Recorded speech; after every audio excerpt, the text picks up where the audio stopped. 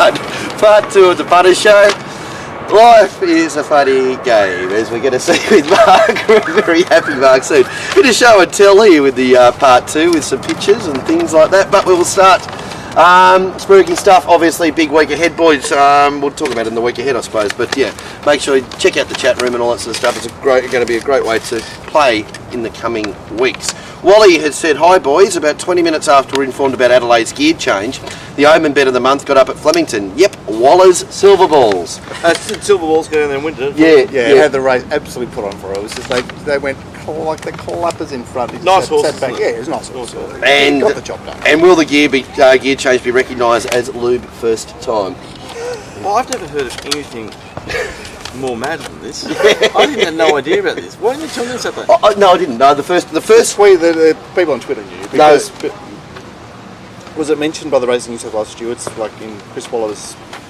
What do we call that presentation of Chris's? That he goes to the steward before the first race. He goes. Yep. I'd love to hear them bring that over the broad. We said that before. Well, Channel 7. Well, why can't we just YouTube that? Like it's a very important thing. Listening to Darren Flindell talk about how he has to talk about the baby oil on the testes to get the horse in order. That would be the funniest thing of all time, of course. Dee Flindell, I reckon, did a better job on Saturday. We get better and better all the time. He did show some improvement there. I'm definitely completely agree with that. He got the photo right in the delectation one. That was a close one. He put his balls on It does the have a little bit of exaggeration in saying what horse is coming to win the race that there's no possible chance. But Winks was a perfect example. Jimmy says yes. He's looking for the run, Jimmy. Oh, watch it. Is it? It was 5 lengths away. But do you reckon that's going to get better as he gets to know the horses a lot more? I hope so. I hope he looks to be. We don't want.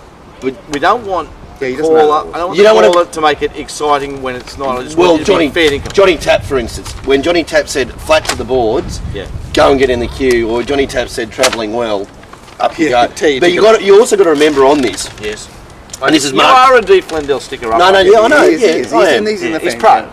But you got to remember, Darren is taking over from the person who has not only been the best at that, but has been the best at that by 5 million yards in Mark Sheen. I mean, that's right. So let's replace him. Yeah, well, it's just cruel that our best ever gets replaced. Whilst I'm sticking up for Darren, I'm also as pro anyway, Mark Sheen, and the fact that our best ever race caller is not calling the races now. And Mark has been announced officially now for Hong Kong. Has he? Everyone's giving him the pat. This is like the It's not even official. Switch. It's not even official, but it's sort of unofficially official. Is I it? spoke to him about it. He wasn't that keen. I didn't think. He's got to take the job, hasn't he? You know, it's like he sees himself as a race caller. So how good will he be over there? It's a shame. Well, if that's the case, I'm happy for Mark. It's sort of weird. Like, people are saying it hasn't been announced, but it's pretty much a done deal. Congratulations, and I think Hat said that, so he. Hats would know exactly. Anyway, Mark's reneged. Yeah, he might have found a few winners and think he can punt. He's back punting again. Anyway, he's a good punter. All right, beautiful. All right. Hopefully that's. I was just saying with Channel 7 apparently came up with a few of these gear changes, so maybe they were the one that broke that. The other one that Simon O'Donnell apparently found was bar plates on To the World. I'll ring you back. Really? So apparently he's announced that on Channel 7. Simon Marshall, you mean? I heard Simon O'Donnell. Simon O'Donnell on Channel 7. Maybe it's one, maybe, but we didn't hear it on course. The bar plates. But I heard on Sky Radio this morning someone rang up saying they said that.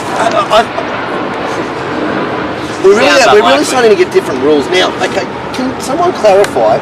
Scratching from a major Group 1 race, I believe, requires a vet certificate, doesn't it? Yeah. How then is Moriarty and It's somewhat able to be scratched from the Doncaster then? they must have tendered a vet certificate. No, because It's Somewhat was past fit to run on the Sunday, because there was the problem with it, and it was past fit to run. How are those two horses scratched? Now, apparently Mr. Murray, he got on the radio and said, these boys, I've had words to them about playing games, scratching it right at the end, you're going to scratch, you've got to scratch them now, blah, blah, blah. Same thing happened on Monday, the same circus happened on Monday. That happened on the Saturday. But regardless, they've got vets, if they've got a set of vet certificates to be scratched, and I don't know if they did. I think they said that because Mr. Sheikh Godolphin, His Highness, requested that it somewhat be scratched. Now, fantastic. Yeah, what about Terry if, Harvey usually pull the same stuff. yeah, but what about if Bindi Cheers' husband, Gazza Cheers, decided that we're going to leave Fraser's at home this week? Wish His Royal Highness did. Just over It just seems like, so double standard. So To the World's been racing in bar plates, has it? Well, it hasn't. That's too big a change to have been missed. But apparently it was mentioned on 7, and they might have also broken the. So you reckon it was a change? That Saturday it had bar plates on, previously it hadn't. Oh, look. Or Apparently it was announced. Or it races in bar plates and we weren't told it races in bar plates. Yeah. It's a pretty big thing, especially on a wet track, one would think. There it is. Okay, yeah, great. Anyway, yeah, okay, but I think, What about more on Criterion opinion? Yeah, that's exactly right. Yeah. There it is. Yeah, and I wouldn't, we would have, There it is. our opinion of To the World would have been totally different. Yeah, good on you guys. The Japanese horses weren't ridden to advantage there. No, they haven't been ridden to advantage the whole time. From Jared, so apparently we have the best horses, best grandstand, 150 million. It's only going to get bigger and better, eventually taking over the Melbourne Carnival. Comment by John Massara. Is John Massara that out of touch? For a smart man, he seems pretty dumb. So what is the point of having the best horses, best grandstand to watch them form, best prize money, best trophies, 85,000 as pointed out by Glenn? If we have a fucking joke of a track, it's like inviting the world's best soccer players down for a game and sending them to the local park to play. The main worry is they really didn't have a lot of rain. If they're continually going to blame the weather, and we do all know that it does rain a lot around when come carnival time. So if we do this, if we do know this, shouldn't we make the track even better to cope with it? Once the track was rated a heavyweight on Saturday, I lost all interest, and on such a day I would be happy to part with $1,000 win or lose. How many more people out there thought the same, and all that money has now been lost to the industry, all because of a second-rate track. On top of that, how they let Mark Sheen go is beyond me and only shows how out of touch they are. I could go on and on, but that will do. I do know one thing. You wouldn't trust the ATC with your girlfriend. They fucked everything else. Yeah, well, ATC or Racing New South Wales? Racing New South Wales. Yeah. I think Racing ATC is just the host venue, isn't it? Yeah. The Racing New South Wales run everything now. Yeah, cool. From Will MacArthur, Clubhouse leader for worst headline of the year. Hashtag window liquor nomination for whoever wrote it. Who's the magic man now? There he is, Jimmy Boy. Fantastic. Anyone? There he is, Jimmy. Yes. Now here's what we were talking about. Reckon the ladies still love him. Well, this was in response to my tragic fashion faux pas of Friday. Short grey socks with. Yeah, did you get hammered for that? Did you? I got an email. Yeah. Someone else tweeted about it. Yeah. So I checked, and apparently it's pretty tragic. So It wasn't the best all right. player. I've been corrected. He does only just walk out from his house over, next door. So like the slippers, the slippers and jammies. I'm blaming the 10 race card. Yeah.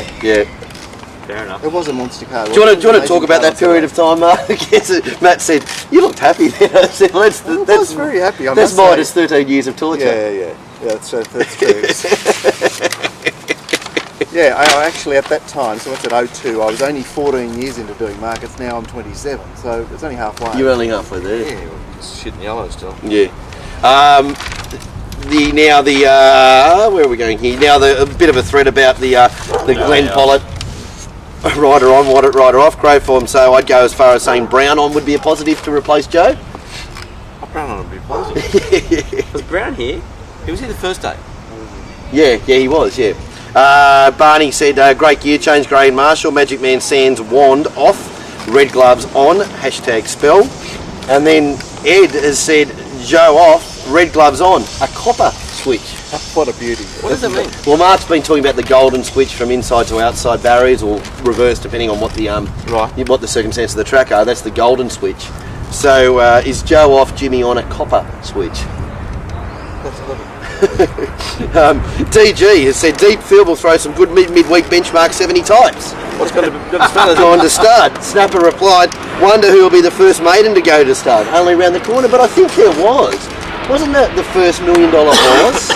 Didn't it go to stud without winning a race? Or even racing. Or even racing, yeah. It was either when TJ and Bart did their ass. Oh, yeah. And it was, I think. Yeah. I think that ended up at stud, so it might not have. Or did it have a run? Yeah, someone said that has well and truly happened already. Yeah. There are unraced. Just the hype about deep field going to start is. Yeah. People with too much money to advertise it. Yeah. Surely that'll just die out because Steve Field's just not going to rate a mention. What about in a how year's disappointing time. that stable's been going last month? Yeah, they've lost. Yeah. Yeah, but they did win a 2 point. This is the thing did, about yeah, they won Chautauqua. the They won a TGAs, $2.5 million But race. maybe that's, dare I say it, Wayne Hawks. Wayne How long ago did it come up from Melbourne? I forgot about him winning the main race. Yeah, but that's But the rest of the horses have gone shocking. that's Terrible. that's the thing that sort of is half a little bit sickening about this game. You're saying how bad they're going, and they're definitely not going any good. But then they just come out and win a $2.5 million race. Yeah. Like that. It's like the jockeys. Like how bad was Craig Williams? Oh, within an hour and a half. He made 130,000. Probably more, isn't it? Or It's 2.6 million. He gets 130. 130. Yeah, exactly. It's a bit of money for a ride. It's a bit of money for a ride, exactly. I mean, I had to suck everyone Bit up of a- later and thank a million Bit of people. money for an armchair ride. Yeah, exactly. I think a lot of people did a lot more difficult things on Saturday and didn't get 130,000 for them. I think poor old mate was probably digging holes all day at He Penrith. did a great job, didn't he? Did a great job. What a great job that was. Very what about the best few rides in the stable in that race? That was amazing. What? It's under lady. On the lake, they just said, "Oh, like the market's $5.50, you can have $7. Market's $7, you can have $8.50." Never looked like firming once. Got to about $11 on the fair. It's like fair said, Thunder Lady will not be participating. And I noticed your boss was quick to keep pushing it out too. He knew something. Was he? Good man. But then again, there was. That's all right. You got his money later. Got his money a couple of times actually. Even a little 250 sneaky place bet on fine bobbles and lasted $17. He was particularly unhappy about. Fuck him. Yes, but with Thunder Lady though, it was interesting. I think both Sean and Fletch backed it late in the ring though, mate. Like right at they took a bet. Not on the fair though. Not on the fair, no. Exactly. The fair said, "Oh yes." Well, okay. Well, you don't have to worry about fair paying just knew. people on the price. Well, there's a or the couple. SP on the fair. We've seen a couple of them, and we've spoken about bet for riders, maybe not. But there was a couple of real main ones, especially on the Monday. I'd like to ask the stewards when the last inquiry into Betfair there was. That's right, exactly. Well, They had one. Well, let's talk about the two. Well, no. Look, I spoke with Terry the other day, and he's saying, I actually know who's laying these horses. They're always different people, or they're doing their money here and winning here, and it's all what goes around comes around. It all looks sinister at the time. Yes, I understand. But they're just doing their best. Okay, let's talk about Nayeli and let's talk about Subo. Right. Well, how soft that was. Sabine was 260 to 780. Okay, all right. and Did that happen before it paraded or after it paraded? it was Before, during, and in after. the run, And travel up around the back, still get bigger odds. Now, Sabu did not have a price on Saturday that day. no. And then after the race, we heard about The old little broken pelvis. Have you heard about the broken pelvis? Oh, right. Yeah, I mean, apparently That's called inside information. it's happened or whatever, blah blah blah, in the trials. And then I think Terry's point to me was he said, well, if it's happened before the trials and it's done it, how about the fact that it's trialled like a bomb? But I think we argued on the show it didn't actually trial like a bomb. It looked like the data. I didn't do that show, but yeah, I mean, like it's well, you and I spoke about it. The times of the trials weren't great. It looked all right, but that's standard. Standard procedure. Put it this way, isn't it? I think if you've taken the 5-2 or whatever, or the 2-1 about Sabug on the Saturday, and it had a broken pelvis, in these days of disclosure, and I'll always go back to the whole Gay versus Singo thing, that More Joyous was a little bit lame as she was all her life when she ran there. In the days of disclosure, I think the people who took 6-4 about Sabug probably were entitled to know that it had a broken pelvis at some stage between last run and that they run. certainly did know by race time, didn't Well, a lot of people did know. Yeah. Keys in the bowl here, Mark? Or? they? All good. Bring it. Hang on. That was the stewards. Have you seen this man? Not anymore, you haven't. Hey, Dave. The stewards did do a good job with after anyway, the Sabug incident. They have well and truly investigated it and asked the Hawk stable to provide them with the documentation about whether they told them about the injury. Okay, Right, good. okay. Yep, cool. Okay, Beautiful. good. Thank you, I just Stuart. can't imagine many 2-year-olds having a broken pelvis being able to race as 2-year-olds. Yeah. Yeah, it seems unlikely. It does seem the sort of injury that it's a year away from the track. It- and you yeah, stand exactly. around and eat lots of food and you Yeah. develop. I don't know how you come back. No, not quickly. Or a fracture in your pelvis 4 months ago and Yeah. then you're racing. The pelvis seems quite important in the whole movement. Yeah, the You would whole think so. thing. Yeah. I know I find my pelvis, my legs really need my pelvis. Ralphie, just to wrap up on Deepfield, how we got away from it. He said another Mark Lambourne Pearl. Deepfield goes to start, but writing on basically the first up run, telling the tale for the prep. Yeah, thanks, Ralphie. And I'd forgotten about that one. That did seem to apply to Deep Field. His wheels were spinning from that first up run. Beautiful. Crow form. This is a big one, Matt, Glenn. Oh, yeah. Crow form. Congratulate. And he did actually tweet 9 News Adelaide and 9 News Australia for the big news is. Congratulations to Penny and Just Ideal, which is Mark's Twitter handle, on the birth of their second child. Who's Penny? Both mums doing well. Penny Wong. She didn't have a baby, did she? She had one before, remember, and this is the second one. Oh, but she didn't slide one out. No, to her, I think. No, the girlfriend did she? Yeah. Oh, congratulations, Penny. Yeah, but they're throwing the congratulations to Mark as well too, thinking he might be the donor. Well, it is a funny world, isn't it? I was watching 2020 last night, and they had the old mate wanted to be a girl his whole life, and then didn't quite get to the changeover, but all the makeup, working in a bar with that type of people were regular. Saw a bloke come in over there, old mate come in and wanted to be a bloke. Yeah. I like him, she liked him. They became a couple, very, very happy. So because they became a couple, old mate's a bloke, even though it was a girl, she's a guy, but now wants to be a girl. They haven't gone through with the transgender because they're so happy with each other. Okay.